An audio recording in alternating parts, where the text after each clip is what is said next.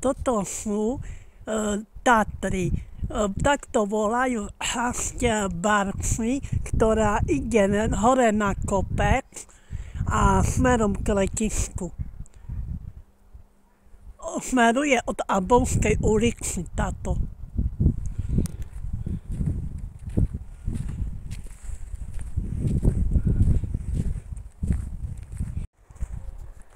Tu niekto dal buďky pre vtáčky, potravinu.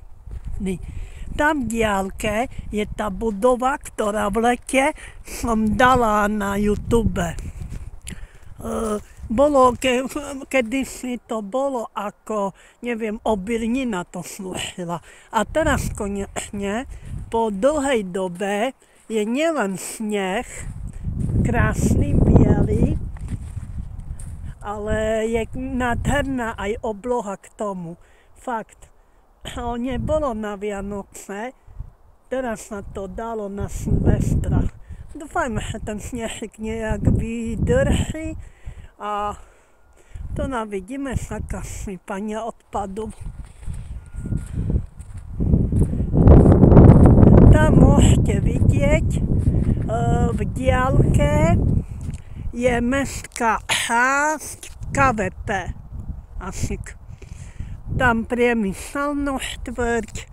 No, a tu naľavo, kde dávam ja letisko.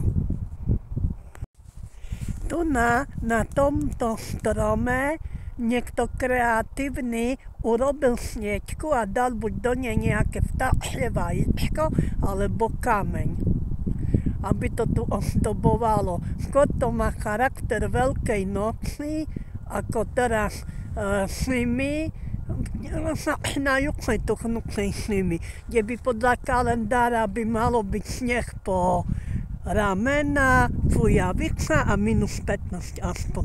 Ale ako môžeme vidieť, už tak pekne nie je.